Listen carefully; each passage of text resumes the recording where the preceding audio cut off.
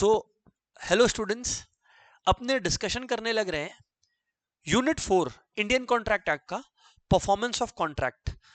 इसके पहले कि आप लोग मुझसे पूछो कि सर ये यूनिट इंपॉर्टेंट है क्या, मैं बता दूं कि आप लोग लास्ट 3-4 एमटीपी देखिएगा तो उसमें एमटीपी बोल लो, क्वेश्चन बैंक बोल लो, whatever you want to call it, उसमें परफॉर्मेंस ऑफ कॉन्ट्रैक्ट से क्वेश्चंस आया है। इसका मतलब है कि ये एक इंपॉर्टेंट टॉपिक है, एक इंपॉर्टेंट यूनिट है एंड इधर से क्वेश्चन बनने का पूरा पूरा चांस है। ये कहां से शुरू होता है? अगर मैं इस पर्टिकुलर यूनिट का बात करूं तो आप मान के चलो ये सेक्शन 37 से शुरू होता है। 37 से शुरू होके ये 50-51 तक चला जाता है। एक्चुअली 51 के बियॉन्ड भी जाता है, पर मैं जो मेन बातें कर रहा हूं आपको वो 51 तक में मैं कवर कर लूंगा, है ना। उसके आसपास एक आजू बाजू एक दो सेक्शंस रहेंगे, वो मैं अपने आप ही क्लियर कर दूंगा। खैर जो भी है, तो आप जब परफॉर्मेंस ऑफ कॉन्ट्रैक्ट में घुसे हो, इसका मतलब आप अपने दिमाग को बोल लो कि welcome to section 37, welcome to section 37। अब ये यूनिट किससे डील करता है? परफॉर्मेंस ऑफ कॉन्ट्रैक्ट से। सर परफॉर्मेंस ऑफ कॉन्ट्रैक्ट का क्या मतलब होता है? परफॉर्मेंस ऑफ कॉन्ट्रैक्ट का मतलब होता है, एक एग्जांपल लेता हूं ना, कि मान लो आपने मेरे पास एडमिशन लिया और आपने कहा कि सर आप ये चीज को पढ़ा दोगे ना, इसको बोलते हैं परफॉर्मेंस ऑफ कॉन्ट्रैक्ट, इसको बोलते हैं परफॉर्मेंस ऑफ कॉन्ट्रैक्ट। अब सेक्शन 37 बोलता है कि कॉन्ट्रैक्ट का परफॉर्मेंस दो केसेस में होता है। परफॉर्मेंस मतलब कॉन्ट्रैक्ट पे काम दो केसेस में होता है। एक होता है एक्चुअल परफॉर्मेंस। उदाहरण के तौर पर आप लोगों ने कहा कि सर हम आपके साथ लॉ के लिए या मैथ्स के लिए या इको के लिए जुड़ना चाहते हैं, आप लोग जुड़े, अभी देखो मैं क्लास कराने लग रहा हूं, इसको बोलते हैं एक्चुअल परफॉर्मेंस। तो इस केस में मैंने परफॉर्म किया कॉन्ट्रैक्ट। एक और केस है, सेक्शन 37 बोलता है जहां पे कॉन्ट्रैक्ट परफॉर्म कर दिए हैं, वो है अटेम्प्टेड परफॉर्मेंस। माने सर अटेम्प्टेड परफॉर्मेंस, माने सर अटेम्प्टेड परफॉर्मेंस का मतलब क्या होता है? सर यहां पर ध्यान से सुनना, अभी आप लोगों को क्लियर हो जाएगा। देखो सुनना है ना, अटेम्प्टेड परफॉर्मेंस, आपने कहा कि सर हम लोग आपके साथ इस पर्टिकुलर सब्जेक्ट के लिए जुड़ना चाहते हैं। मैंने कहा ठीक है, मैं उस पर्टिकुलर टाइम पर आ गया क्लास लेने, मैं ऑनलाइन आ गया और मैंने क्लास लेना शुरू कर दिया और आप ही लोग नहीं आए, तो मैंने तो अपना काम कर दिया ना, अटेम्प्टेड परफॉर्मेंस। चलो अब शुरू से शुरू करते हैं। सेक्शन 37 क्या बोलता है, आओ पढ़ो, आओ पढ़ो अपने लोग, यहां पर ध्यान से सुनना। देखो इधर पे, according to section 37, parties to a contract must either perform, जो मैंने कहा एक्चुअल परफॉर्मेंस, और offer to perform their respective promises unless such performance is dispensed with. पर अगर कुछ ऐसा हो गया कि वो परफॉर्मेंस ही नहीं हो सकता क्योंकि वो पर्टिकुलर चीज इलीगल हो गया है या इरेलीवेंट हो गया है, तो बात अलग है। unless such performance is dispensed with or excused under the provision of contract act or under any law।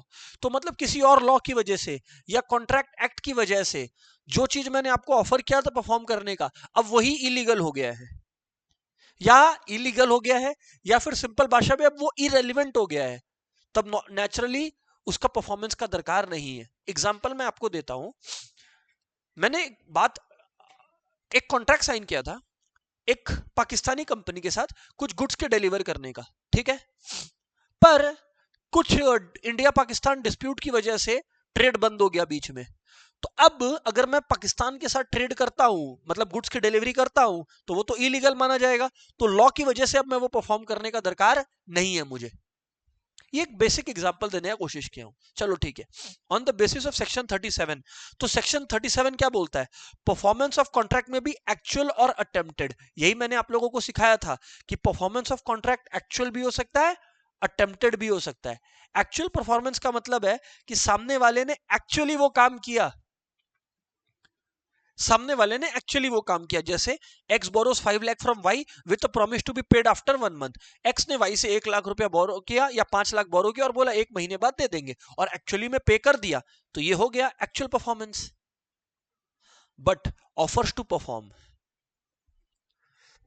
ए और बी के बीच में गुड्स डिलीवरी का अग्रीमेंट हुआ, एक गुड्स को लेकर बी के पास पहुंचा, पर बी ने गेट ही नहीं खोला, बी ने दरवाजा ही नहीं खोला। ये देखो, A promises to deliver certain goods to B, A takes the goods to the appointed place but B refuses to take the delivery of goods. I think आपको बात समझ में आ गया है। और ये दोनों केसेस में कॉन्ट्रैक्ट परफॉर्म हो गया है, ऐसा सेक्शन 37 बोलता है कि परफॉर्मेंस ऑफ कॉन्ट्रैक्ट में भी एक्चुअल और अटेम्प्टेड। अच्छा, तो अगर हमने यानी कि सेलर ने जो काम करना था वो कर दिया, या बायर ने जो करना था वो कर दिया, पर सामने वाला अपना काम नहीं किया, तो भी वो परफॉर्मेंस माना जाएगा। सर हमें बात क्लियर है, लेकिन लेकिन लेकिन अब यहां पर ना लॉ बहुत स्मार्टली हमें एक चीज बताता है कि ये जो ऑफर टू परफॉर्म और अटेम्प्टेड परफॉर्मेंस है ना, इसके लिए कुछ कंडीशंस है। इसके लिए कुछ कंडीशंस, अब मैं आपको एग्जांपल देता हूं। यही ए और बी के बीच में अग्रीमेंट हुआ था कि एवरीवन, ए और बी के बीच में अग्रीमेंट हुआ था कि ए बी के पास कुछ गुड्स लेकर जाएगा। ए और बी के बीच में अग्रीमेंट हुआ था कि ए बी के पास कुछ गुड्स लेकर जाएगा। ए और बी के बीच में अग्रीमेंट हुआ था कि ए बी के पास कुछ गुड्स लेकर जाएगा। ठीक है, अब ए गुड्स लेकर गया और बी ने दरवाजा नहीं खोला, तो आप लोग बोलोगे कि सर यहां पर तो ए ने अपना काम कर दिया। अभी देखो मैं पूरा बात पलट दूं, पता चलता है कि ए सुबह के 2 बजे गया था। क्या अब आपको अभी भी लग रहा है कि बी गलत है? नहीं सर, अब हमें लगता है बी सही है, ए गलत है। तो कहने का मतलब है कि आपने परफॉर्म किया है या अटेम्प्टेड परफॉर्मेंस हुआ है, उसका कुछ कंडीशन है। ये कंडीशंस बताने से पहले एक बार फिर से रिकैप करवा देता हूं। सेक्शन 37 क्या बोलता है कि एक कॉन्ट्रैक्ट कब परफॉर्म होगा, एक कॉन्ट्रैक्ट कब परफॉर्म होगा, एक जब एक्चुअल परफॉर्मेंस हो रहा है। जैसे मैंने एग्जांपल दिया था कि आप लोग मेरे साथ जुड़े लॉ के लिए फॉर एग्जांपल, और मैंने एक्चुअली लॉ पढ़ाया, इसको बोलते हैं एक्चुअल परफॉर्मेंस। दूसरा केस, जब मैं लॉ पढ़ाने के लिए आया, मैंने लिंक शेयर किया, मैंने सारी चीजें की, पर आप ही लोग क्लास करने नहीं आए, तो कल को आप ये नहीं बोल सकते हो कि सर ने परफॉर्मेंस ऑफ कॉन्ट्रैक्ट नहीं किया, कर दिया क्योंकि सर मौजूद थे at the discussed time and place. अच्छा, लेकिन ऑफर टू परफॉर्म और अटेम्प्टेड परफॉर्मेंस तब माना जाएगा, तब नहीं जब मैं आपको बोलूं सुनो मैं पढ़ाऊं, मैं रात में 2 बजे पढ़ा तो रहा था, तब आप लोग बोलोगे सर आप गलत कर रहे हो। लेकिन अगर मैं रीजनेबल टाइम पर पढ़ा रहा हूं तो आप मना नहीं कर सकते। तो इसीलिए लॉ ने कहा अटेम्प्टेड परफॉर्मेंस तब माना जाएगा जब वो अनकंडीशनल हो। अन यहां पर सुनना, अटेम्प्टेड परफॉर्मेंस का पहला कंडीशन है कि it must be unconditional. It must be unconditional. मैं आपको ये नहीं कह सकता कि सुनो मैं ना लॉ का आपको सिर्फ एक चैप्टर पढ़ाऊंगा, बाकी चैप्टर्स मुझे नहीं आते, मैं 2 चैप्टर्स पढ़ाऊंगा बाकी नहीं आते, गलत। It must be unconditional. हाँ, इट मस्ट, अच्छा, और मैंने ये भी नहीं कहा कि मैं आपको तब पढ़ाऊंगा अगर ये हो, ऐसा नहीं। It must be unconditional, it must be made at proper time and place. जी हाँ, मैंने बोला ना, कोई रात में 2 बजे पहुंच गया या सुबह 2 बजे पहुंच गया प्रोडक्ट लेकर, तो वो अटेम्प्टेड परफॉर्मेंस नहीं माना जाएगा क्योंकि आप रीजनेबल टाइम और प्लेस पर नहीं किए। तीसरी बात, reasonable opportunity to examine goods. हाँ जी, अब ए का बात हुआ बी से कि ए बी को गुड्स डिलीवर करेगा, तो बी के पास ये अपॉर्चुनिटी होना चाहिए कि बी पहले ए के जो गुड्स ए भेजने वाला है उसको एग्जामिन कर ले। ए ये नहीं बोल सकता कि ना गुड्स चेक नहीं करने देंगे, ए को पूरा मौका मिलना चाहिए, बी को पूरा मौका मिलना चाहिए ए के गुड्स चेक करने का। फोर्थ बात, it must be for whole obligation. It must be for whole obligation. Sir it must be for whole obligation का मतलब है, जैसे मैंने अभी आपको एग्जांपल दिया था कि पूरे के पूरे लॉ का डिस्कशन हुआ है अपने बीच, मेरा और आपका पूरे लॉ के लिए हम लोग जुड़े हैं, लॉ के 2 चैप्टर्स के लिए हम लोग नहीं जुड़े हैं। It must be for whole obligation. Sir बात हमें समझ में आता है?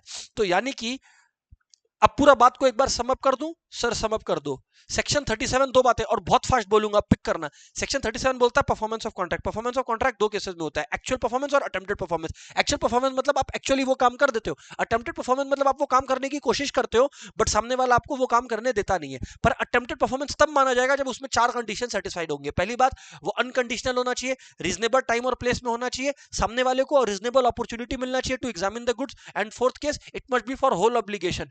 पार्ट कॉन्ट्रैक्ट नहीं होना चाहिए, पार्ट गुड्स के लिए कॉन्ट्रैक्ट नहीं होना चाहिए। सर हमें बात समझ में आ गया? तो ये था सेक्शन 37। क्या हम लोग साथ में चल रहे हैं? यस और नो? कम ऑन, मजा आ रहा है? यस और नो एवरीवन? तो मैं आगे बढ़ूं? Come on guys everybody. चलो ठीक है, चलो ठीक है, चलो ठीक है। अब मैं लिखता हूं सेक्शन 40, 41 और 42 में आपको लेकर। अभी जो मैं पहला 3 बात करूंगा ना वो सेक्शन 40 है। पहला 3 बात मतलब ये जो पहले 3 पॉइंट्स में रहूंगा ना मैं, ये पहले 3 पॉइंट्स में मैं जो रहूंगा ना ICI मैट में, ये सेक्शन 40 है। ये सेक्शन 40 है, ये सेक्शन 40 है। चलो सर शुरू से शुरू करो, चलो सर शुरू से शुरू करो। यहां पर ध्यान से सुनना, ध्यान से सुनना। सेक्शन 40 क्या बोलता है हमें कि कौन कॉन्ट्रैक्ट परफॉर्म कर सकता है। 40, 41 और 42 तीनों ही ये बोलता है। पहले हम लोग सेक्शन 40 का बात कर रहे हैं कि बाय हुम अ कॉन्ट्रैक्ट में बी परफॉर्म्ड। तो सबसे पहला बात, कॉन्ट्रैक्ट उसको परफॉर्म करना होगा जिसने प्रॉमिस किया था। Contract must be perform by somebody who has promised, यानी कि प्रॉमिसर हिमसेल्फ। ये तब होगा जब कुछ पर्सनल स्किल इन्वॉल्व हो, जब कुछ पर्सनल स्किल इन्वॉल्व हो, जब कुछ पर्सनल स्किल इन्वॉल्व हो। सर नहीं समझे हम लोग, नहीं समझे हम लोग। आप लोग मुझसे लॉ के लिए जुड़े, मैं एक ही एग्जांपल को लेकर पूरा घस दूंगा, उसको पूरा रगड़ दूंगा आपको। इधर देखो, आप लोग मुझसे लॉ के लिए जुड़े, ठीक है, बढ़िया है। अब अगर मान लीजिए मेरा तबीयत खराब है या कोई भी कारणवश मैं अवेलेबल नहीं हूं, तो मैं क्या अपने घर पे बोल सकता हूं मेरी मम्मी को कि आप आके पढ़ा दो, या मेरे छोटे भाई को कि आप आके पढ़ा दो? क्या मैं ये कर सकता हूं? नहीं कर सकता। क्यों? क्योंकि ये काम वैसा है, ये काम वैसा है, टीचिंग एक ऐसा काम है जहां पर्सनल नॉलेज और पर्सनल स्किल इन्वॉल्व है। आप लोग मुझसे जुड़े थे मेरे नॉलेज और स्किल के लिए। वैसे ही आप इसका एग्जाम्पल ले लो ना, एक आर्टिस्ट, एक आर्टिस्ट के साथ आप जुड़े कि भाई इस चीज का मेरे को आर्ट वर्क चाहिए। अब वो आर्टिस्ट नहीं अवेलेबल है तो वो क्या किसी और को बोल देगा? नहीं, क्योंकि ये पर्सनल स्किल इन्वॉल्व है, तो प्रोमिसर को खुद ही परफॉर्म करना पड़ेगा। यहां पर अगर मान लो प्रोमिसर का डेथ हो जाता है तो कॉन्ट्रैक्ट डिस्चार्ज हो जाएगा। ये नहीं हो सकता कि प्रोमिसर का जो नेक्स्ट जनरेशन है, लीगल एयर्स जिनको बोलते हैं, वो लोग ये कॉन्ट्रैक्ट को परफॉर्म करें। नहीं सर, ना इसका कोई तुक है, ना ये लॉजिक है इसका करने का। सर आगे बढ़ो। तो पहला बात सेक्शन 40 में ये हो गया कि प्रोमिसर हिमसेल्फ। दूसरा बात है एजेंट। दूसरा बात क्या है बताओ? एजेंट। अब यहां पर जब पर्सनल स्किल इन्वॉल्व नहीं है तो एजेंट भी परफॉर्म कर सकता है। सर हमें नहीं समझ में आया। मैं आपको एक एकदम सिंपल एग्जांपल देता हूं।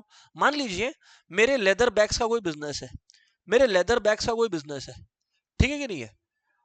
आप लोग आए, कॉन्ट्रैक्ट किए मेरे साथ लेदर बैग 100 यूनिट सप्लाई करने का, ठीक है? तो मैं किसी दिन अवेलेबल नहीं था, मेरा छोटा भाई अवेलेबल था जिसने आपको वो 100 यूनिट लेदर बैग पकड़ा दिए हमारे गोडाउन से, हमारे वर्कशॉप से।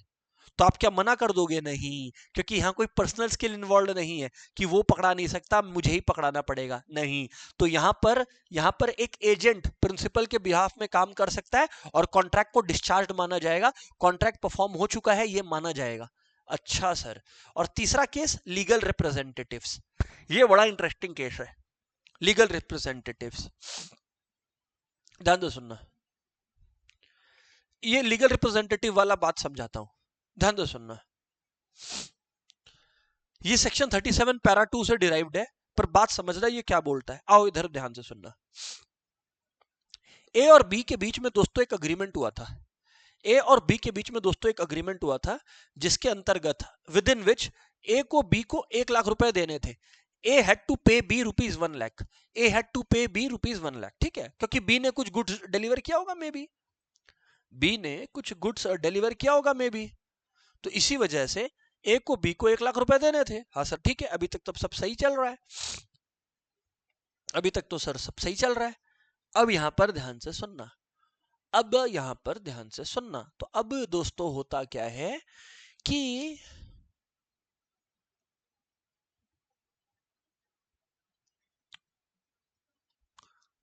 ये जो 1 लाख रुपीज है, देने से पहले ही ए का डेथ हो जाता है।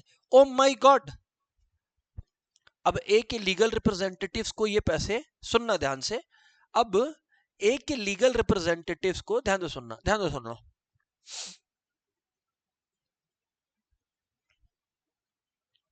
ए के लीगल रिप्रेजेंटेटिव को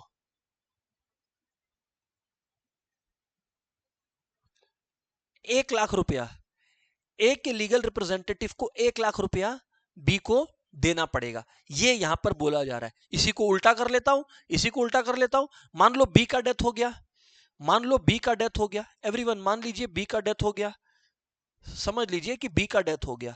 तो इस केस में बी के लीगल रिप्रेजेंटेटिव को ए को गुड्स डिलीवर करना पड़ेगा।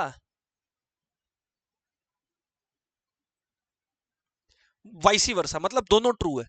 तो दोनों केसेस में लीगल रिप्रेजेंटेटिव को परफॉर्म करना होगा सामने वाले के लिए ये काम। ध्यान से सुनना, आगे बढ़ते हैं sir.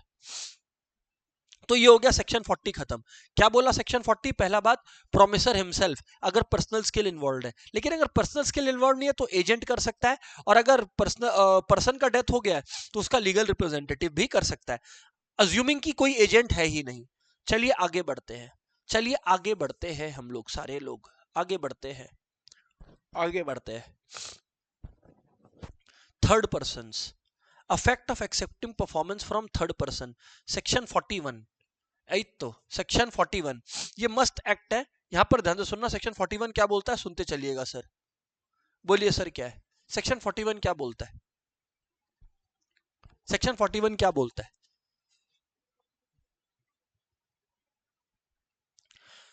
Affect of accepting performance from third person. इसको पहले समझा देता हूं एक सिंपल से एग्जांपल लेकर। देखो इधर पे ध्यान से सुनना, ध्यान से सुनना। ए को बी को 1 लाख रुपए पे करने थे। A had to pay B ₹1,00,000, ठीक है। ए को बी को 1 लाख रुपए देने थे, ठीक है, और ए को सी से 1 लाख रुपए मिलने थे। फिर से सुनिएगा, ए को बी को 1 लाख रुपए देने थे और सी को ए को 1 लाख देने थे, यानी कि ए को 1 लाख रुपए मिलने थे और ए को 1 लाख रुपए देने भी थे। अब सी ने क्या किया, ए ने क्या किया, ए ने सी को कहा कि भाई सी तुम एक काम करो, सीधा बी को 1 लाख रुपए दे दो, ठीक है। तो बी के लिए सी एक थर्ड पर्सन हो गया, और क्योंकि बी ने थर्ड पर्सन से यानी सी से इस परफॉर्मेंस को एक्सेप्ट कर लिया है, इसका मतलब है बी ने सी से 1 लाख रुपए एक्सेप्ट कर लिए हैं। तो फ्यूचर में अब बी जाके ए को नहीं कह सकता कि ए तुम पैसे दो, तुम्हारे पैसे बाकी थे, नहीं, क्योंकि बी ने थर्ड पार्टी से उसी चीज का परफॉर्मेंस को एक्सेप्ट कर लिया है। चलिए आइए एक बार इस चीज को पढ़ाता हूं आपको। Section 41, when a promisee accepts performance of the promise, मैंने कहा ना बी ने प्रॉमिस को एक्सेप्ट कर लिया फ्रॉम अ थर्ड पर्सन यानी कि C, he can not afterwards enforce it again the promisor. तो अब बी ए को फ्यूचर में जाके फिर से नहीं पकड़ सकता कि ला फिर से पैसे ला, क्यों? क्योंकि बी ने सी से पैसे एक्सेप्ट कर लिए हैं। ये सेक्शन 41 हमें बताता है। सर हमें क्लियर है बातचीत? और है ज्वाइंट प्रोमिसर, बहुत ही सिंपल है। सेक्शन 42 बहुत ही प्यारा सेक्शन है और बहुत ही सिंपल सेक्शन है, ज्यादा इसमें झमेला नहीं है। सेक्शन 42 क्या बोलता है मैं आपको समझाता हूं। सेक्शन 42 बोलता है कि अगर ए बी और सी ज्वाइंट प्रोमिसर, मतलब 3 जने हैं जिन्होंने प्रॉमिस किया था डी को कि भाई डी तुम्हें हम लोग ना 6 लाख रुपए देंगे, ठीक है भाई, ठीक है ना। अब अगर मान लो ए का डेथ हो जाता है, तो ज्वाइंट प्रोमिसर वाला रूल बोलता है कि अब ए की जगह मान लो ए का लीगल रिप्रेजेंटेटिव एस है, तो अब एस बी और सी को मिलकर डी को पैसे देने पड़ेंगे। ओ, तो ज्वाइंट प्रोमिसर मतलब सभी को मिलकर उस प्रोमिसी को पे करना पड़ेगा। That is what joint promisor rule is. ये आओ पढ़ते हैं। When two or more persons have made a joint promise, यहां पे ए बी और सी थे मेरे एग्जांपल में, then unless a contrary intention appears by the contract, all such persons must jointly fulfil the person promise. इसका मतलब A B और सी तीनों को पैसे देने पड़ेंगे। If any of them dies, मान लो ए बी और सी में ए का डेथ हो गया, जैसे मैंने एग्जांपल दिया था, तो ए का लीगल रिप्रेजेंटेटिव मैंने कहा ना एस, उसे ये लायबिलिटी को पूरा करना पड़ेगा। सर हमें बातचीत पूरा क्लियर हो गया है? आई एम श्योर क्लियर हो गया होगा। तो हम लोगों ने कौन कौन सा सेक्शन पढ़ लिया सर? फटाफट रिवाइज करवा दीजिए। सेक्शन 37 पढ़ लिया, 40 पढ़ लिया, 41 पढ़ लिया, 42 पढ़ लिया। सेक्शन 37 डील करता है परफॉर्मेंस ऑफ कॉन्ट्रैक्ट से, सेक्शन 37 डील करता है परफॉर्मेंस ऑफ कॉन्ट्रैक्ट से, और परफॉर्मेंस ऑफ कॉन्ट्रैक्ट दो केसेस में हो जाता है। पहला केस इज एक्चुअल परफॉर्मेंस और दूसरा केस अटेम्प्टेड परफॉर्मेंस। अच्छा, अटेम्प्टेड परफॉर्मेंस कब माना जाएगा? जब 4 कंडीशन सेटिस्फाइड हो। It must be unconditional. दूसरा बात है कि it must be for the whole quantity, ठीक है कि नहीं है? रीजनेबल टाइम एंड प्लेस होना चाहिए, और सामने वाले को reasonable opportunity to examine the goods होना चाहिए। डन है। फिर 40, 41, 42। 40 बोलता है कि पहली बात, if it is personal skill game तो प्रोमिसर को प्रॉमिस परफॉर्म करना होगा। अगर पर्सनल स्किल नहीं है तो फिर एजेंट या लीगल रिप्रेजेंटेटिव जो भी है वो परफॉर्म कर सकता है प्रॉमिस। 41 हमें कहता है कि अगर सामने वाली पार्टी ने किसी और पार्टी से हमारे बिहाफ में पेमेंट इकट्ठा कर लिया है या कमिटमेंट ले लिया है, परफॉर्मेंस एक्सेप्ट कर लिया है, तो वो फ्यूचर में हमें भी आकर टोक नहीं सकते। मतलब प्रॉमिसर ने प्रॉमिस किया था प्रॉमिसी को, पर प्रॉमिसी ने प्रॉमिसर के बिहाफ में किसी और पर्सन से परफॉर्मेंस एक्सेप्ट कर लिया है, तो वो फ्यूचर में प्रॉमिसर को क्लेम नहीं कर सकते कि आप भी हमें ये परफॉर्म करके दो। और लास्टली ज्वाइंट प्रॉमिसर वाला रूल जो कि सेक्शन 42 में है। ज्वाइंट प्रॉमिसर वाला रूल सिंपल में यही कहता है कि अगर ज्वाइंट प्रॉमिसर्स है तो सबको मिलकर अपना प्रॉमिस परफॉर्म करना होगा प्रॉमिसी को, और अगर सारे ज्वाइंट प्रॉमिसर्स का डेथ भी हो जाए तो उनके सारे लीगल रिप्रेजेंटेटिव्स को उस प्रॉमिस को परफॉर्म करना पड़ेगा। Section 37, 40, 42, 40, 41, 42 for everyone. Is it clear everyone? अब क्या हम लोग सक्सेशन और असाइनमेंट के बीच में डिफरेंस पढ़े? क्या बोलते हैं एवरीबॉडी? कम ऑन यार। और ये मैं सबसे बात कर रहा हूं जो लाइव स्टूडेंट्स और रिकॉर्डेड स्टूडेंट्स है। रिकॉर्डेड स्टूडेंट में जो तुम बच्चा, मैं तुमको देख पा रहा हूँ रिकॉर्डेड बच्चे को जिसका सादा चश्मा काला कपड़ा है, तुम भी लाइक करो यार, ऐसे मत करो। अगर समझ आ रहा है तो चलो ठीक है। अब पढ़ते हैं सक्सेशन और असाइनमेंट के बीच में क्या गैप है। बाबू सक्सेशन और असाइनमेंट के बीच में क्या गैप है, क्या फर्क है? आई मीन गैप क्या बोल रहा हूं, डिफरेंस। सक्सेशन में सामने वाले की तरफ, मतलब नेक्स्ट जनरेशन की तरफ, लीगल एड्स की तरफ असेट्स एंड लायबिलिटीज दोनों पास होती है। असाइनमेंट में केवल लायबिलिटी, असाइनमेंट में केवल असेट्स यानी कि बेनिफिट्स पास होते हैं। सर समझ में नहीं आया हमें, सर समझ में नहीं आया हमें। मैं आपको एक एग्जांपल देता हूं। मान लीजिए मिस्टर ए है, उनका डेथ हो जाता है। अब उनका नेक्स्ट जनरेशन या उनके लीगल एयर है मिस्टर सी, ऐसे ही मैं मान ले रहा हूं। तो अब मिस्टर सी के पास मिस्टर ए का असेट्स ट्रांसफर हो जाएगा। मान लो असेट्स की कीमत थी 1 लाख रुपए, ऐसे ही एग्जांपल ले लो रैंडम, और लायबिलिटी भी ट्रांसफर हो जाएगी। मान लो लायबिलिटी की वैल्यू थी 70,000 रुपीज, ठीक है ना? तो याद रखना ये दोनों ही मिस्टर सी के पास ट्रांसफर हो जाएगी और मिस्टर सी को ये 70,000 लायबिलिटी पे करना पड़ेगा। सर व्हाट इफ ऐसा हो कि मिस्टर सी को अपने प्रीवियस जनरेशन यानी मिस्टर ए से असेट्स मिल रखा हो 1 लाख रुपए का, पर जो लायबिलिटी है सर, वो लायबिलिटी जो पैदा हो गई, फिर सर वो लायबिलिटी पैदा हो गई 1,20,000 की, तो उस केस में क्या होगा सर? तो याद रखना ये एक लॉ का बहुत प्यारा रूल है कि आपने जो इनहेरिट किया है, जितना बेनिफिट्स इनहेरिट किया है, उससे ज्यादा आपको पर्सनली लायबल नहीं बनाया जाएगा। बोलने का मतलब है you are liable only up to the benefits inherited. मतलब मिस्टर सी को केवल 1 लाख रुपए तक की लायबिलिटी पे करनी पड़ेगी क्योंकि उन्हें 1 लाख तक का बेनिफिट मिला है अपने प्रीवियस जनरेशन से। उसके बियॉन्ड उन्हें कुछ पे करने का जरूरत नहीं है। अच्छा ये बात है सर? Yes sir. तो nothing is to be paid beyond ये। लेकिन जो भी है ये केस हो गया सक्सेशन का। सक्सेशन में क्या पास होता है? सिर्फ असेट की लायबिलिटी, दोनों असेट भी और लायबिलिटी भी। पर असाइनमेंट ये एक ऐसा कॉन्ट्रैक्ट है जहां पे केवल बेनिफिट्स पास होते हैं, लायबिलिटी नहीं। अरे भैया वरना क्या होता, मैं बैंक से लोन ले लेता और मैं किसी और को लायबिलिटी असाइन कर देता, तब तो अलग ही दुनिया पैदा हो जाती, राइट? तो इसीलिए लायबिलिटी ही असाइन नहीं हो सकता, यहां पर असेट्स या बेनिफिट्स असाइन हो सकता है। How in case of assignment benefits of a contract can only be assigned but not the liabilities, जो मैंने आपको बताया। चलो अब आगे बढ़ते हैं। तो देखो सेक्शन हम लोगों ने 40, 41, 42 पढ़ा था, अभी 42 का ही कंटिन्यूएशन पे हम लोग हैं। Liability of joint promisor and promisee. By the way sir promisor और प्रोमिसी कौन होते हैं? क्वेश्चन अच्छा नहीं है बट फिर भी बताऊंगा। प्रोमिसर मतलब वो लोग जिन लोग एक कॉन्ट्रैक्ट को परफॉर्म करने का वादा करते हैं, प्रोमिसर बोलते हैं उन्हें। जिनसे जिनको वादा किया जाता है उन्हें प्रोमिसी कहते हैं। आप बोलते हो ना, आप लोग बोलते हो ना, किसको? उसको, उसको कि तुम्हारे लिए चांद ताड़े तोड़ ले आऊंगा, तो ये है ए प्रोमिसर। और ये जो एक्स है ये है प्रोमिसी, जिसको आपने प्रॉमिस किया। खैर अब वापस आ जाते हैं टॉपिक पर। Devolution of joint liabilities.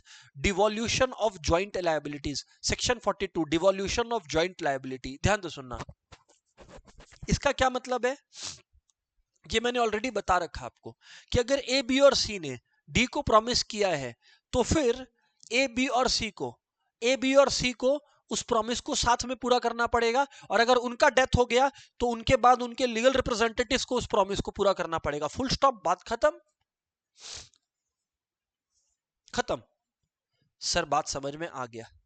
अब लेकिन यहां पर सेक्शन 43 आता है जो चीजों को मजेदार बनाता है। अब आप कुछ नया सीखोगे, क्योंकि सेक्शन 37, 40, 41, 42 तो हो चुका है। अब देखो 43 क्या बोलता है। 43 हमें यह कहता है कि, ध्यान से सुनना,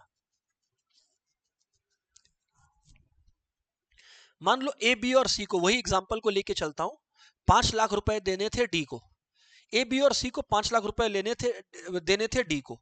अब हुआ क्या, ध्यान से सुनना। अब डी यानी कि प्रोमिसी के पास ये पावर है कि वो किसी एक को कंपेल कर सकता है, यानी कि डी ए को कह सकता है कि ए पूरे के पूरे 5 लाख तुम दोगे। प्रोमिसी कंपेल कर सकता है ए को ये करने में, और ए को 5 लाख रुपए देने पड़ेंगे।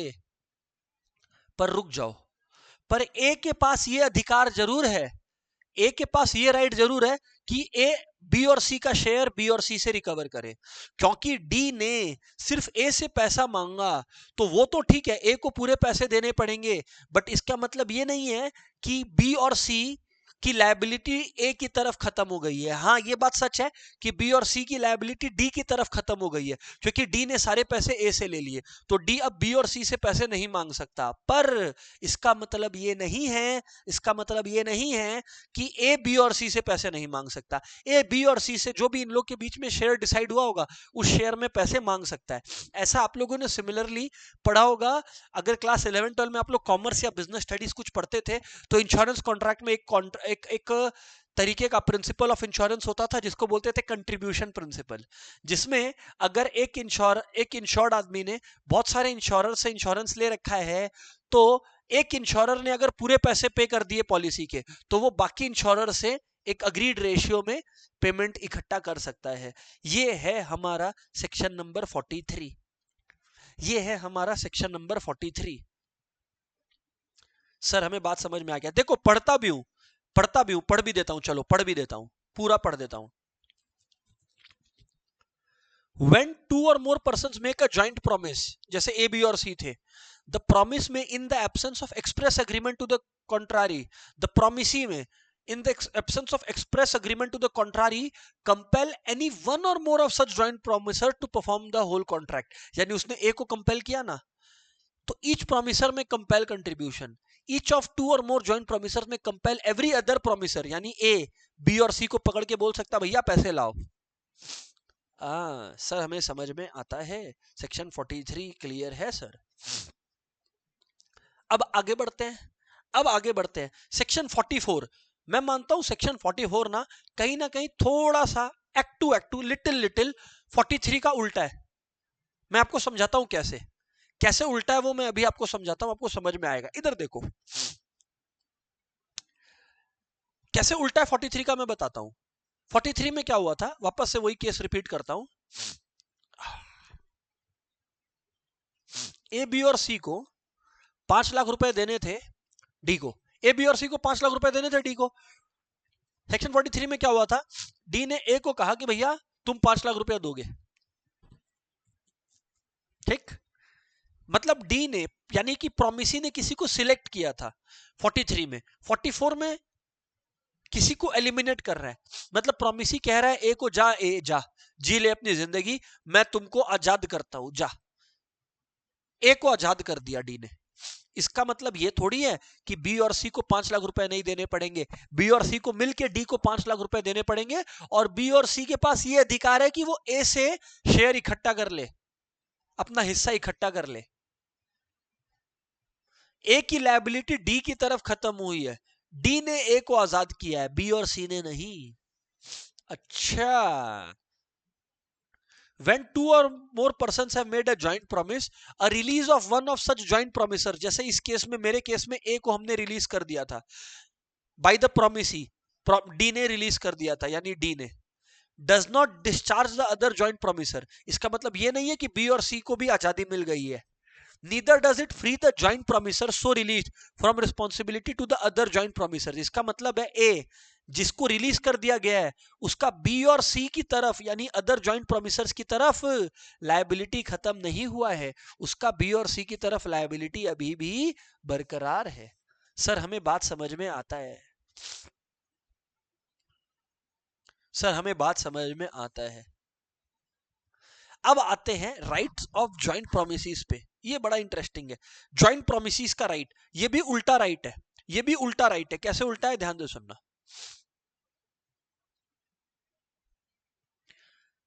ए ने इस बार जॉइंट प्रोमिसेस है, ध्यान देना प्रोमिसर्स नहीं है।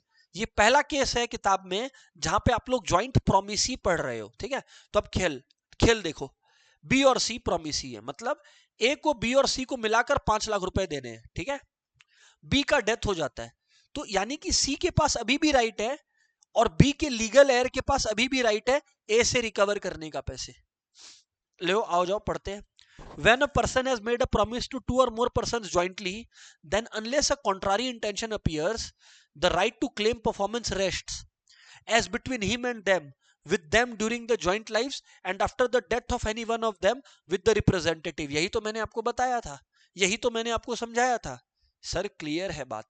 तो यहां पर हमारा जो है एवरीवन सेक्शन नंबर 44 45 तक खत्म होता है। अब हम लोग चलेंगे सेक्शन 46 से लेकर 50 तक। अगर सच्ची बताऊं, हालांकि मैं पढ़ाने वाला हूं पूरा ही 46 से 50 भी पढ़ाने वाला हूं, बट सच्ची बताऊं तो 46 से 50 इतना इंपॉर्टेंट नहीं है। याद रखने में मेहनत लगता है, याद रखिएगा भी, बट इतना ज्यादा इंपॉर्टेंट नहीं है। खैर बताता हूं, अब सुनना। Time for the performance of promise where no application is made and no times is specified, मतलब ये बताता है कि किस टाइम और किस प्लेस पे। 46 से 50 बताता है कि किस टाइम किस प्लेस पे किस मैनर में कॉन्ट्रैक्ट को परफॉर्म करना है।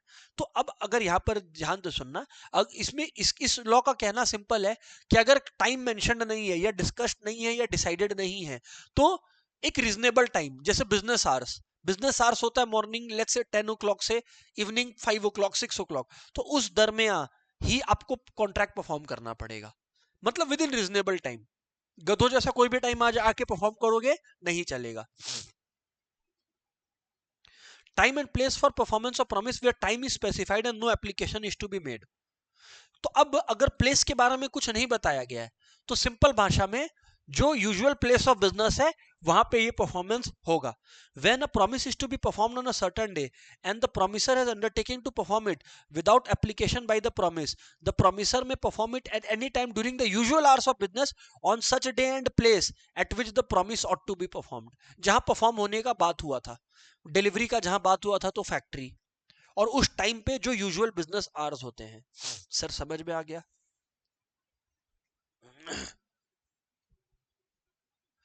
अब यहां पर समझना 48 बड़ा इंटरेस्टिंग है। 46 और 47 में क्या था आप लोगों को मैं बता देता हूं। यहां पर प्रोमिसर ने कहा कि हम लोगों को प्रोमिसी का कोई अप्रूवल का दरकार नहीं है, प्रोमिसी ने बस कॉन्ट्रैक्ट कर लिया, अब प्रोमिसी हमें टाइम और प्लेस ना बताए तो भी चलेगा। 46 और 47 ये कहता था। 48 क्या कहता है? 48 ये कहता है कि प्रोमिसर तब तक प्रॉमिस परफॉर्म नहीं करेगा जब तक प्रॉमिसी उसे ना बताए कि प्रॉमिस कब परफॉर्म करना है, टाइम और प्लेस नहीं बताता। लेकिन यह बात कॉन्ट्रैक्ट में लिखा हुआ रहना चाहिए कि प्रॉमिसी जब तक नहीं बताएगा प्रॉमिसर परफॉर्म नहीं करेगा। देखो पढ़ते हैं।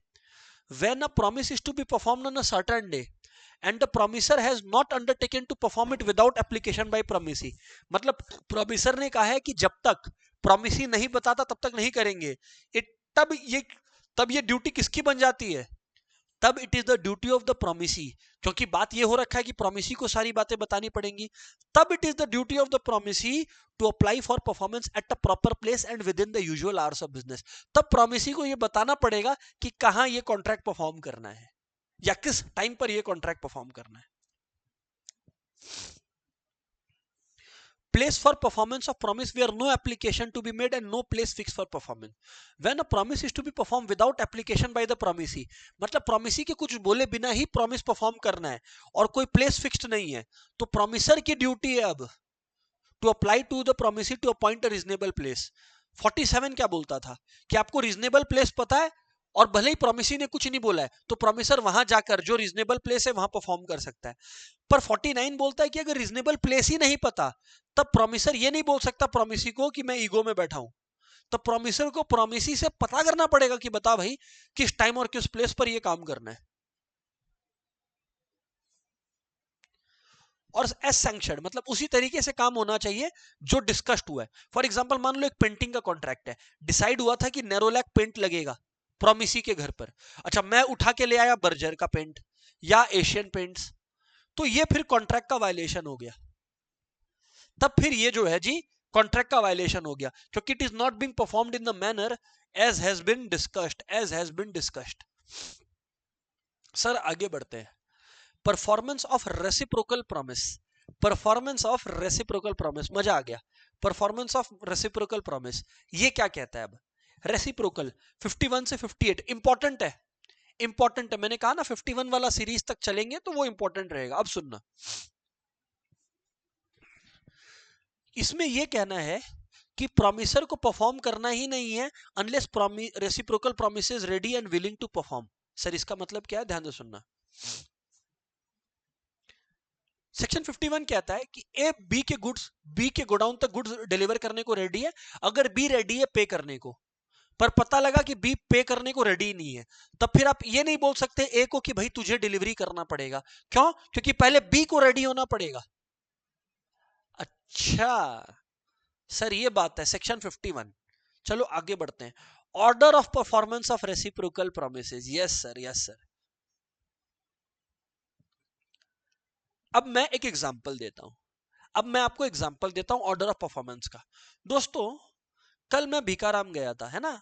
भीकाराम बेसिकली एक आप समझ लो स्वीट एंड स्नैक्स का शॉप है, ठीक है ना। एक बार सिंपली समझा देता हूं। मैं ऐसा इसलिए बोल रहा हूं क्योंकि और भी जगह से स्टूडेंट्स क्लास करते हैं तो सबको को ये पता हो। I am not very sure या कॉन्फिडेंट, तो जो भी है, मैं भीकाराम गया। अच्छा वहां पर प्रोसेस ये है ना कि आपको जो भी सामान चाहिए आप पहले पे करो, आपको उसका चालान जनरेट होगा और वो चालान को जाकर आप काउंटर पे दिखाओगे एंड काउंटर पे दिखाने के बाद आपको आपका जो फूड या जो भी चीज आपने ऑर्डर किया वो मिलेगा, ठीक है। तो इसमें क्या है कि पहले पे करो और उसके बाद फूड खाओ, यानी पहले पैसे दो फिर जूते लो।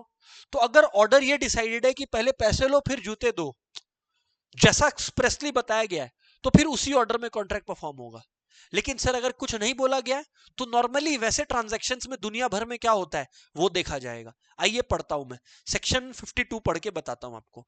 When the order of performance of promises, reciprocal promises कि पहले तुम पे करो और फिर delivery low, is expressly fixed by the contract. तो कॉन्ट्रैक्ट में ये फिक्स्ड है कि पहले आप पैसे दो फिर मैं ये लेक्चर लूंगा, एक एग्जांपल, तो फिर वो उसी ऑर्डर में होगा। They shall be performed in that order, जिस दर जो डिसाइडेड है कॉन्ट्रैक्ट में।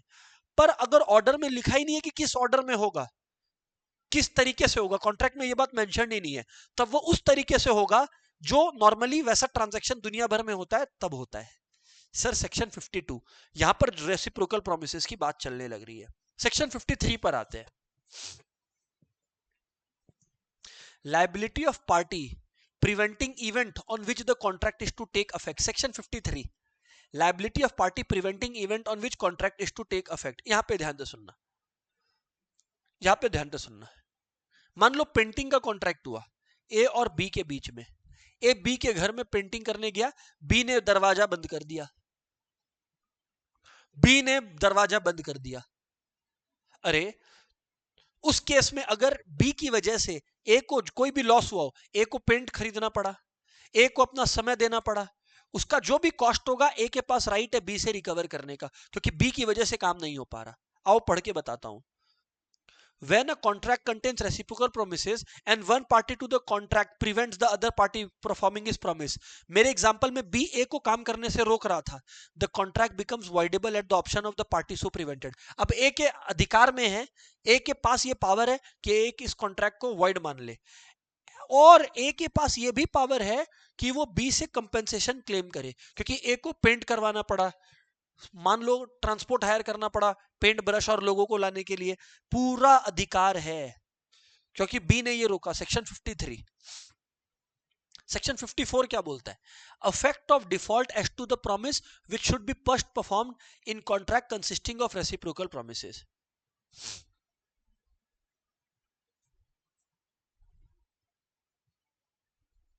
यहां पर स्टेज वाइज परफॉर्मेंस का बात हो रहा है। किसका बात हो रहा है? स्टेज वाइज परफॉर्मेंस का। ध्यान से सुनना। ए और बी के बीच में ये कॉन्ट्रैक्ट हुआ था। बी का एक शिप है, तो ए ने बी के साथ ये कॉन्ट्रैक्ट किया था कि बी, मेरा कुछ सामान होगा, जिसको कार्गो बोलते हैं, कार्गो है ना, मेरा कुछ सामान होगा, तुम इसको मान लो कलकत्ता से मॉरिशियस पहुंचाओगे। ठीक है, बात समझ में आती है। ए ने बी के साथ कॉन्ट्रैक्ट किया कि बी, तुम्हारी शिप में तुम सामान को कलकत्ता से मॉरिशियस पहुंचाओगे। सर ठीक है, अभी तक कॉन्ट्रैक्ट में कुछ ऐसा झोल तो दिख नहीं रहा हमें। अब दिखेगा, अब सुनो, अब दिखेगा, अब सुनो। परंतु बट हुआ यूं, क्या हुआ? हुआ यूं, ए ने बी को कार्गो दिया ही नहीं। अरे ए ने बी को कार्गो सामान दिया ही नहीं। अब ए ये कंप्लेन कर सकता है क्या कि बी ने मेरा कार्गो डिलीवर नहीं किया? अरे भैया ये स्टेजेस था, उसमें पहला कंडीशन था कि ए कुछ करे तब बी आगे कर पाए ना, तब ना बी कार्गो पहुंचा पाए ना मॉरिशियस। ए ने ही फर्स्ट काम नहीं किया तो बी को कैसे क्लेम कर सकता है वो? इनफैक्ट इस केस में बी ए को बोल सकता है डैमेजेस के लिए। क्यों? क्योंकि बी ने वो कार्गो खाली, शिप खाली रखा था, क्योंकि ए की बुकिंग थी, और ए ने खुद ही अपना परफॉर्मेंस प्रॉमिस पूरा नहीं किया, तो अब ए को बी को कंपेंसेशन, मुआवजा देना पड़ेगा। अच्छा, ये बात हुआ सर। जी सर, जी सर, समझ में आ गया। तो यहां स्टेज वाइज है। ए बी को जब तक कार्गो नहीं देगा, बी आगे कैसे पहुंचाएगा, ये बताओ मुझको आप। सर समझ में आता है। Section 54 everybody.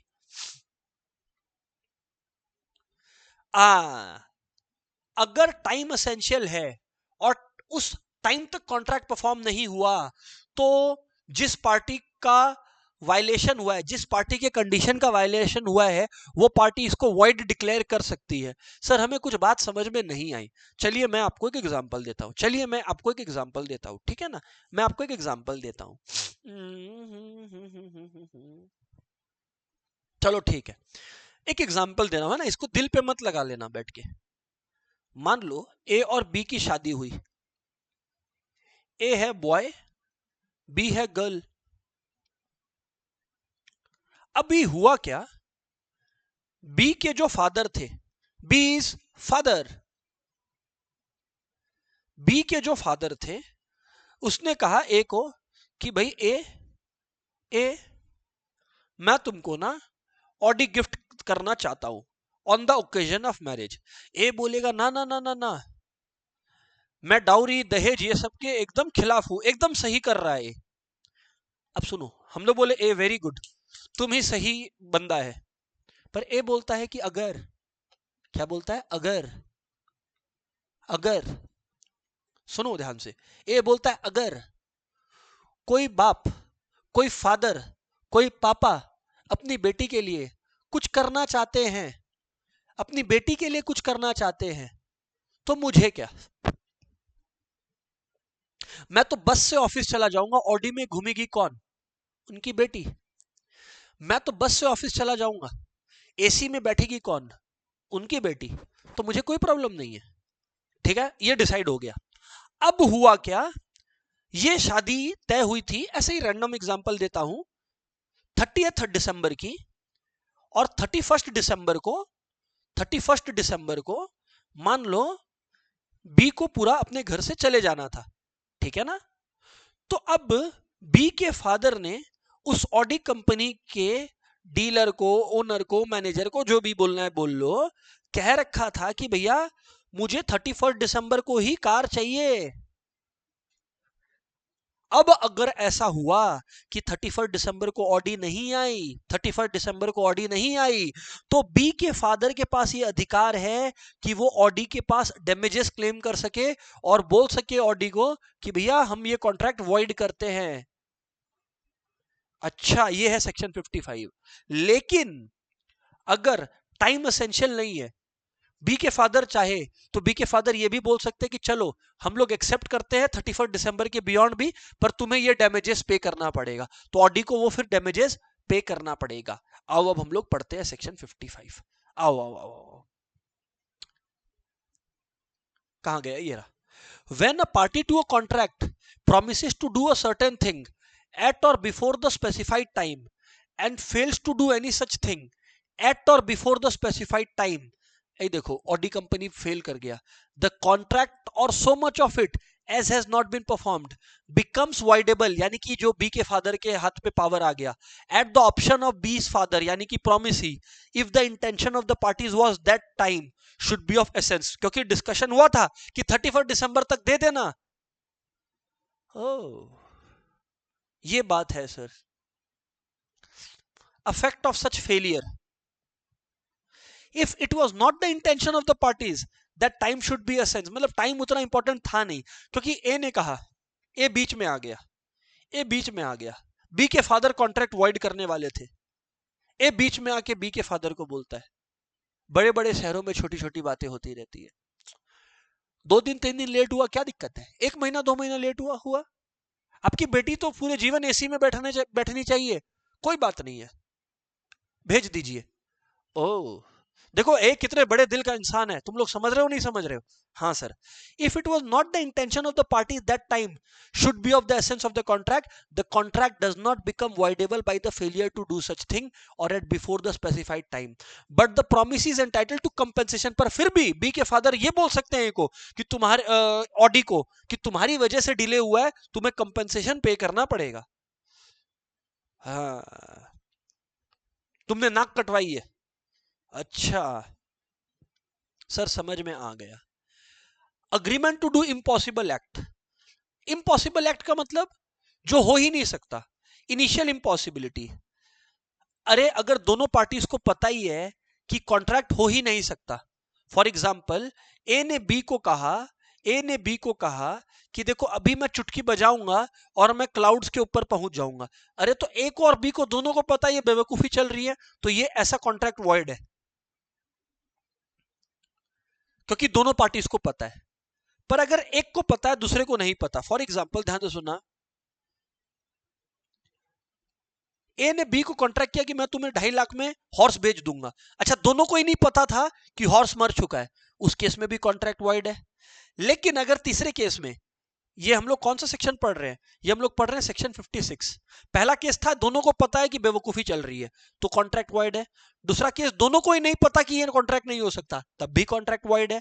तीसरा केस कि ए को पता है कि हॉर्स का डेथ हो चुका है पर बी को नहीं पता और बी कुछ एडवांस पे कर देता है, तो अब बी के पास राइट है कॉन्ट्रैक्ट को वॉइड डिक्लेयर करना, ऑब्वियसली करना पड़ेगा। और बी इस केस में तो डैमेजेस भी क्लेम कर सकता है, बी इस केस में डैमेजेस या कंपेंसेशन भी क्लेम कर सकता है, क्योंकि ए को पता था, तो ए ने जानबूझकर ये गलती की है। हाँ एक होता है सब्सिक्वेंट इम्पॉसिबिलिटी, जैसे मैंने आपको बताया था, एक इंडियन बिजनेसमैन एक पाकिस्तानी बिजनेसमैन के साथ कॉन्ट्रैक्ट में एंटर करता है और बाद में बीच में कहीं जंग हो जाती है, तब तो कॉन्ट्रैक्ट हो नहीं सकता, इसको बोलते हैं सुपरवीनिंग इम्पॉसिबिलिटी। ऐसा कॉन्ट्रैक्ट भी क्या हो जाएगा, वॉइड। तो कुल मिला के जहां पर भी इम्पॉसिबिलिटी ऑफ परफॉर्मेंस हो, कॉन्ट्रैक्ट क्या हो जाता है जी, वॉइड हो जाता है। सेक्शन 57 58 मजेदार पॉइंट है, reciprocal things promise to do certain things that are illegal and also some things that are illegal, that are legal and some are illegal. अब मैं आपको एक एग्जांपल देता हूं,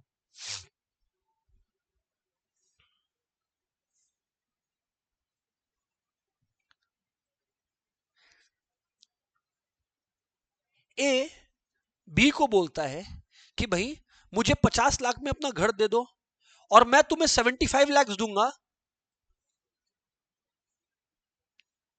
अगर बी उस घर को as a gambling house use करने दे। अब गैम्बलिंग हाउस चलाना या यूज करना इलीगल है, तो ये 50 लाख वाला लीगल था क्योंकि घर खरीदने का कॉन्ट्रैक्ट है, पर 75 लाख इस चीज का कि बी अगर उसे गैम्बलिंग हाउस की तरह यूज करे वो इलीगल है, तो ये वाला पार्ट एलिमिनेट हो जाएगा। तो मतलब अगर कॉन्ट्रैक्ट में लीगल और इलीगल एलिमेंट दोनों है तो इलीगल पार्ट वॉइड हो जाता है। Alternative promises one branch being illegal. ए अब देखो, ए और बी ने कॉन्ट्रैक्ट किया, ए ने बी को बोला कि मैं तुम्हें 1 लाख रुपया दूंगा अगर तुम मुझे राइस या ओपियम ड्रग्स दो, तो ये ड्रग्स वाला पोर्शन ऑल्टरनेटिव ब्रांच है, इलीगल है, तो वो वॉइड हो जाएगा, राइस वाला वैलिड होगा। तो राइस का कॉन्ट्रैक्ट वैलिड होगा, ओपीएम या ड्रग्स का कॉन्ट्रैक्ट इलीगल या वॉइड होगा। बात समझ में आ गया? यस सर, बात समझ में आ गया। आगे बढ़ते हैं सर, हम लोग सर ये आ गए appropriation of payments. Sir appropriation of payments क्या होता है? मतलब पेमेंट्स को किस तरह से बांटा जाएगा। अब फॉर एग्जांपल ए और बी के बीच में उधार का बात था, और 3 उधार था ए के सर पर, एक 10,000 का, एक 5,000 का और एक 2,000 का।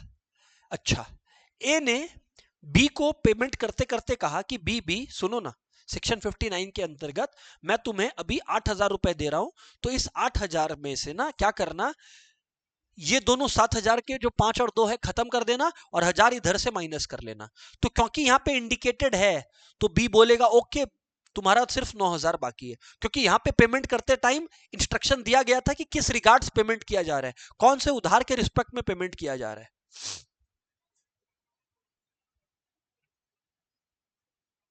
लेकिन सेक्शन 60 क्या बोलता है? सेक्शन 60 क्या बोलता है कि मान लो ए ने ऐसा कुछ नहीं बोला होता, ए ने बस 8,000 पे कर दिया होता, तो अब बी की मर्जी है कि बी मान ले कि 8,000 इधर का दिया है, 5-2 ये बाकी है, तो वो बी की मर्जी है, बी को क्या मानना है। पर पर याद रखना, अगर मान लो कि 2,000 उसमें से ऐसा था जो एक डिस्प्यूटेड है, कि सच में ए को बी को पे करना है कि नहीं, ये डिस्प्यूटेड है, तो बी को 8,000 मिलते ही बी ये नहीं कह सकता कि ये 2,000 वाला पे हुआ है, नहीं। अगर डिस्प्यूटेड डेट है तो वो डिस्कशन के बाद अप्लाई होगा, बी उसको डिस्प्यूटेड डेट को पे करने के लिए अप्लाई नहीं कर सकता। हाँ, टाइम बार डेट मतलब जहां 3 साल का पीरियड ओवर हो चुका है, उसको अप्लाई करने के लिए बी यूज कर सकता है क्या? मान लो ये 10,000 4 साल पहले बाकी था, हाँ, तो बी उसके लिए यूज कर सकता है, टाइम बार डेट के लिए अप्लाई किया जा सकता है। देखो यहां पर where the debtor has omitted to intimate, मतलब डेटर ने बताया ही नहीं कि वो पेमेंट किस पेमेंट को पूरा करने के लिए कर रहा है, then it is upon the creditor to apply it as per his discretion where its recovery is not by the law in force, कोई फर्क नहीं पड़ता, for the timing as to limitation of suit, however he cannot apply the payment to disputed debt। अब ये 2,000 वाला अगर अभी भी डिस्कशन का बेसिकली एक टॉपिक है, तो बी इस 10,000 में या 8,000 जो भी मिला था, उसको ये नहीं मान सकता कि 2,000 उसमें से पे हुआ है टाइम ये वाला डेट, डिस्प्यूटेड डेट। सर समझ में आ गया? पर अगर नाइदर पार्टी, पर ना डेटर ने डिसीजन लिया, ना ए ने डिसीजन लिया, ना बी ने लिया, तो क्रोनोलॉजिकली माना जाएगा। मतलब मान लो सबसे पहले 10,000 का उधार क्रिएट हुआ था, तो वो 8,000 10,000 में से माइनस होगा, फिर डेट वाइज उधार सेटल किया जाएगा, अगर दोनों पार्टीज ही डिसीजन लेने को तैयार नहीं है।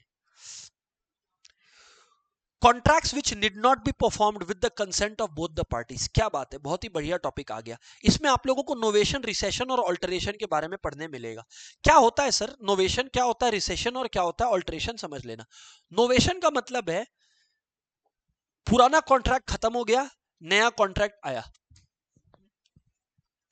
मान लो मैं एक फोन की दुकान में जाता हूं, और मैंने क्या कहा उसको, भैया आईफोन 16 आ गया है, मुझे आईफोन 16 दे दो। मैंने उसको ऐसे ही फोन कहा, अभी तक मैंने कॉन्ट्रैक्ट किया उससे, अभी तक परचेज नहीं किया। फिर मैं घर जाके थोड़ा सोचा कि आईफोन 16 में ऐसा कोई नया फीचर तो नहीं है जो आईफोन 15 में भी नहीं है, तो मैंने उसको कहा कि भैया कॉन्ट्रैक्ट खत्म, सुनो ना, आईफोन 15 का कॉन्ट्रैक्ट करते हैं। इसको बोलते हैं नोवेशन, जहां पुराना कॉन्ट्रैक्ट एकदम खत्म, नया कॉन्ट्रैक्ट नए गुड्स के लिए बनता है विद नए टर्म्स एंड कंडीशंस, उसके बोलते हैं नोवेशन। फिर मुझे घर जाके रियलाइज हुआ कि मेरा फोन ठीक चल रहा है, मुझे तो फोन चाहिए ही नहीं। मैंने कहा भैया आईफोन 16 का कॉन्ट्रैक्ट कैंसिल कर दो। इसको बोलते हैं रिसेशन, जहां कॉन्ट्रैक्ट ही कैंसिल हो गया। और तीसरा आता है ऑल्टरेशन। तो ऑल्टरेशन में क्या होता है, मैं आईफोन 16 ही परचेज कर रहा हूं, मैंने उसको बोल रखा था भैया 128 जीबी वाला देना, मुझको रियलाइज हुआ मुझे 256 जीबी चाहिए, तो भैया एक काम करना ना, 256 जीबी कर देना। तो इसमें पुराना कॉन्ट्रैक्ट कैंसिल नहीं हुआ, पुराना कॉन्ट्रैक्ट आज भी वैलिड है, उसके कुछ टर्म्स एंड कंडीशंस चेंज हो गए। या हो सकता है मैंने उसको कहा भैया 2 दिन बाद डिलीवर करना, अभी मैं बाहर ट्रेवल कर रहा हूं। अगर मैं ऐसा कोई स्टेटमेंट देता हूं ना, तो इसको बोलते हैं ऑल्टरेशन। तो नोवेशन में पुराना कॉन्ट्रैक्ट कैंसिल हो जाता है, नया कॉन्ट्रैक्ट बनता है। रिसेशन में पुराना कॉन्ट्रैक्ट ही कैंसिल हो जाता है और कुछ नया नहीं बनता। ऑल्ट्रेशन में टर्म्स एंड कंडीशंस चेंज होते हैं, पुराना कॉन्ट्रैक्ट कैंसिल नहीं होता। यही बात इधर पे मेंशन्ड है। 63 क्या बोलता है कि अगर प्रॉमिसी को दया आ जाए तो वो प्रॉमिस का परफॉर्मेंस वेव कर सकता है। फॉर एग्जाम्पल ध्यान से सुनना, ए को बी को 5 लाख रुपए देने थे, ए के पास है ही 2 लाख, ए पूरा इंसॉल्वेंट हो गया है, तो बी 2 लाख एक्सेप्ट करके पूरा डेट माफ कर सकता है। 63 बड़ा दिल।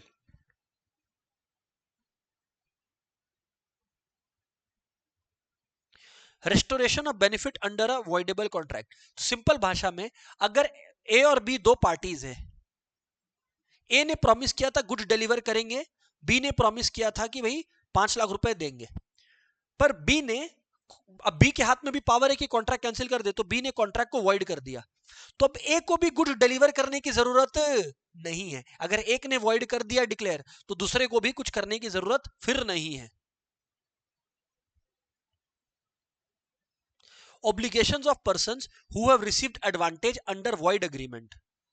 इसका मतलब है, यहां पर ध्यान से सुनना, कोई कॉन्ट्रैक्ट वॉइड हो गया पर आपने कोई बेनिफिट लिया था तो आपको वो रिपे करना पड़ेगा। एग्जांपल देता हूं मैं आपको, ध्यान से सुनना। ए ने बी को प्रॉमिस, बी को 1 लाख पे किया था अगर बी सी से शादी करे। सी कौन है? ए की डॉटर। पर प्रॉमिस के टाइम सी डेड है, लेकिन अब ए ये थोड़ी बोल सकता है कि मतलब बी थोड़ी बोल सकता है कि अब मैं 1 लाख वापस नहीं करूंगा, तो बी को 1 लाख वापस करना पड़ेगा, क्योंकि कॉन्ट्रैक्ट वॉइड हो चुका है, पॉसिबल ही नहीं है ना परफॉर्म करना, इम्पॉसिबल परफॉर्मेंस। यस सर, बात समझ में आ गया।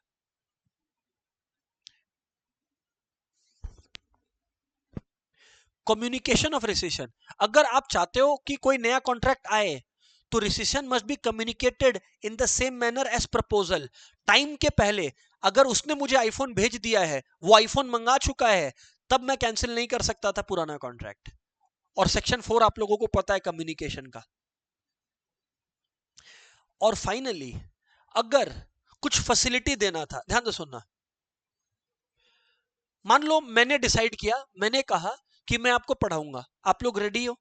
आप लोग हाँ किए, और जिस दिन क्लास हुआ उस दिन आप लोग गाना बजा रहे हो, आप लोग डांस कर रहे हो, आप लोग पढ़ने को ही तैयार नहीं हो, तो लॉ बोलता है सेक्शन 67 के अंदर कि मैं, यानी कि प्रॉमिसर, डिस्चार्ज दूं, मुझे नहीं करना पड़ेगा कुछ आपके लिए, क्योंकि आप रेडी नहीं थे। आ गया discharge of contract. Discharge of contract का मतलब है कॉन्ट्रैक्ट खत्म। पहला, एक्चुअल परफॉर्मेंस, जब मैंने काम कर दिया, मैंने पढ़ा दिया, ये हम लोग सेक्शन 37 में भी पढ़े हैं। या अटेम्प्टेड परफॉर्मेंस, जहां मैं आया था, मैं टाइम पर आया था पढ़ाने, आप नहीं अवेलेबल थे, अटेम्प्टेड परफॉर्मेंस, उसमें डिस्चार्ज है। डिस्चार्ज बाय म्यूचुअल अग्रीमेंट, मान लो हम लोग दोनों जन, ए और बी, गुड्स का सेल और बाई का डिसीजन लिए थे, और दोनों मिलके बोलते हैं यार कि ये कॉन्ट्रैक्ट को खत्म करते हैं, है ना, या ओवर करते हैं, बात खत्म करते हैं, इसको बोलते हैं mutual agreement, discharge by mutual agreement, section 62। अगर कॉन्ट्रैक्ट इम्पॉसिबल है परफॉर्म करना, इम्पॉसिबिलिटी का केसेस मैंने आपको बताया था, तो लॉ में कोई बदलाव आ गया, कुछ इलीगल डिक्लेयर हो गया, वॉर हो गया, ऐसा केसेस में कॉन्ट्रैक्ट खत्म हो जाता है, वॉइड हो जाता है। लैप्स ऑफ टाइम, जितना टाइम दिया गया था लिमिटेशन एक्ट के अंदर, 3 साल जनरली होता है, वो टाइम खत्म हो गया है, तो फिर कॉन्ट्रैक्ट डिस्चार्ज माना जाएगा। Discharge by operation of law, अब मान लो कोई इंसॉल्वेंट डिक्लेयर हो गया है, तो आप क्या उससे पैसे रिकवर कर सकते? नहीं। तो जैसे ही वो इंसॉल्वेंट डिक्लेयर हुआ, उसने भले ही आपको 5 लाख रुपए का प्रॉमिस किया हो, वो डिस्चार्ज हो जाता है। और या फिर आपने कोई कॉन्ट्रैक्ट तोड़ा, तो कॉन्ट्रैक्ट डिस्चार्ज हो गया, अब आपको कंपेंसेशन या डैमेजेस पे करने पड़ेंगे। सर हमें समझ में आ गया है, सर हमें समझ में आ गया। एक और केस है मस्ट, मर्जर ऑफ राइट्स का। Merger of rights, merger of rights का मतलब है, आओ मैं आपको समझा देता हूं। हमेशा याद रखना, इंफीरियर राइट सुपीरियर राइट्स में मर्ज होगा। सर हमें नहीं समझ में आया बात, ओके। मान लो मिस्टर एक्स से मैंने 1 ईयर के लिए एक फ्लैट रेंट पे लिया 10,000 पर मंथ के हिसाब से, मान लो 1 जैन से लेकर 31 दिसंबर तक, ठीक है ना जी। हुआ क्या, 6 महीने लेटर जून में मुझे फ्लैट में रहने में इतना मजा आया ना, मैंने ये फ्लैट परचेज ही कर लिया मिस्टर एक्स से। तो अब ये जो बाकी के 6 महीने हैं, उसके लिए क्या मुझे रेंट पे करने पड़ेंगे मिस्टर एक्स को? नहीं, क्योंकि अब मैं ओनर हूं, अब मैं खाली टेनेंट नहीं हूं, तो दोनों में बड़ा राइट कौन सा है? ओनर का। तो टेनेंसी वाला राइट यानी इंफीरियर राइट ओनर वाले राइट में मर्ज हो जाएगा और मुझे अब कोई रेंट पे करने का दरकार नहीं है, क्योंकि inferior right merges with the superior right. Friends, there it is. मैंने ये पूरे टॉपिक को आप लोगों को कवर करवा दिया। It was very important, line by line, word by word एक बार रीड करेंगे सारे लोग।